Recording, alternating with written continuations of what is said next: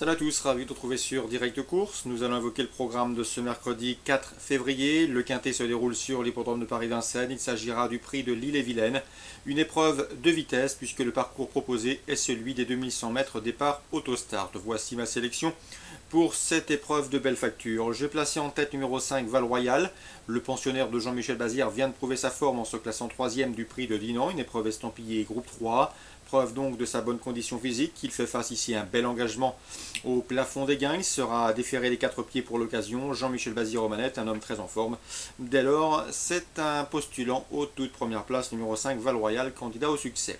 Je lui opposerai toutefois le numéro 12 Ustou, un trotteur ménagé par la famille Thomas. Ce cheval possède de solides références dans les quintets. Il y compte déjà 2 places de deuxième et un succès en autant de tentatives, bref du 100% dans les 2 premiers. Pour ce numéro 12 Ustou dans les quintets, c'est vrai qu'il l'aura composé avec un numéro en deuxième ligne derrière les ailes d'Autostart. Je le pense néanmoins capable d'inquiéter et de lutter avec Val-Royal.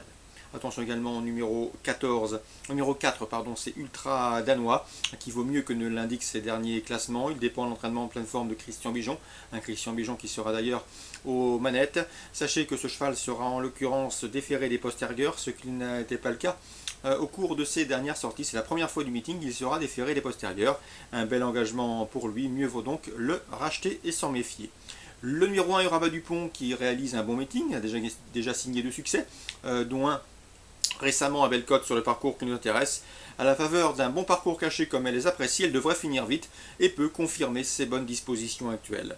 Le numéro 13, Unique de Liton, lui il n'a pas gagné et pas passé de poteau en tête depuis plus de 16 mois. Cela dit, il fait preuve d'une louable régularité. Il reste d'ailleurs sur une série de podiums, dont 2 obtenus sur le parcours qui nous intéresse. S'il peut bénéficier d'un bon parcours en dépit de ce numéro 13 en deuxième ligne derrière la voiture, sa place est également à l'arrivée de ce quintet.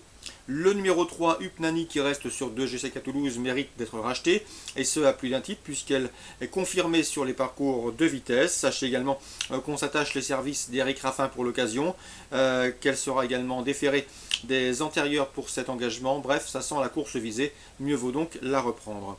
J'ai également retenu dans cette sélection 2 visiteurs. Le 9, Barracuda River, qui a déjà couru au niveau groupe 1, notamment le championnat européen des 5 ans. C'était en mois de septembre.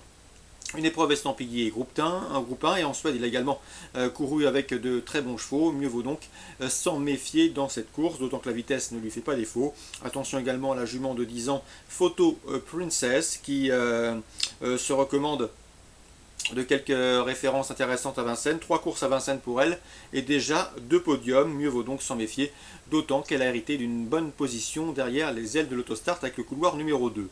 Résumé chiffré pour ce quintet: 5, 12, 14, As 13, ensuite le 3, le 9 et le 2, je résume, 5, 12, 5, 12 et 4, ensuite le 1, le 13, le 3, le 9 et le 2.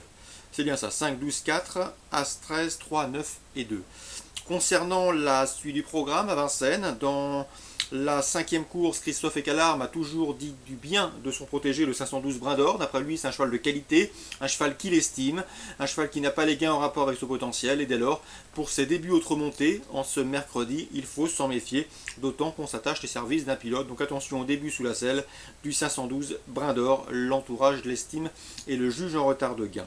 Dans la 7e, on reprendra le 706 Vista du Gade, qui pour ses débuts autres montées s'est imposé plaisamment. Rien ne s'oppose à une confirmation, d'autant que Vista du Gade sera de nouveau déféré les 4 pieds.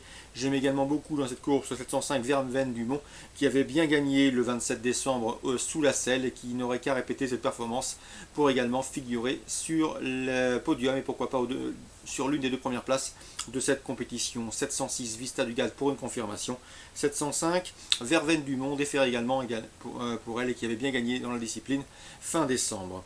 Dans la 8e, attention également, une rentrante de qualité, c'est le 806 Bérénice Fella, présenté par Fabrice Sulois. Elle présente 2 courses à son actif, 2 victoires, mais elle n'a pas été revue depuis le mois de juillet.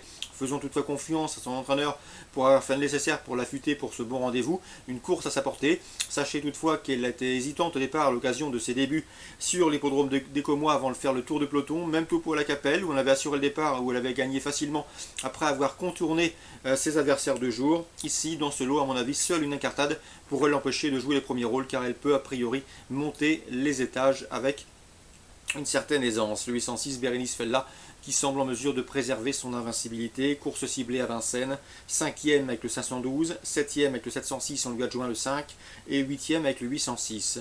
Concernant la Réunion 2 sur l'hippodrome de Cagnes-sur-Mer, réservé aux galopeurs, j'ai ciblé 2 courses, les 2 premières, avec dans la première le 104 Kemeil, qui m'a bien plu lors de ces 2 dernières fins de course. À chaque fois, il est venu finir dans une plaisante action. C'est a priori un cheval qui est proche d'un premier succès, à mon avis, il peut le trouver dans ce lot. Je le pense en tout cas capable de prendre sa revanche sur le 103 Mégine et le 106 Bucentaure, qui viennent de le devancer à l'occasion de leur dernière confrontation commune récemment sur ce parcours. 104, 103, 106. Le 203 Bluegrass, qui est confirmé sur le sable et régulier, il l'a prouvé lors de ses précédentes prestations, eh bien, débute ici au niveau des réclamés. Et à mon avis, l'occasion lui est donnée d'ouvrir son palmarès.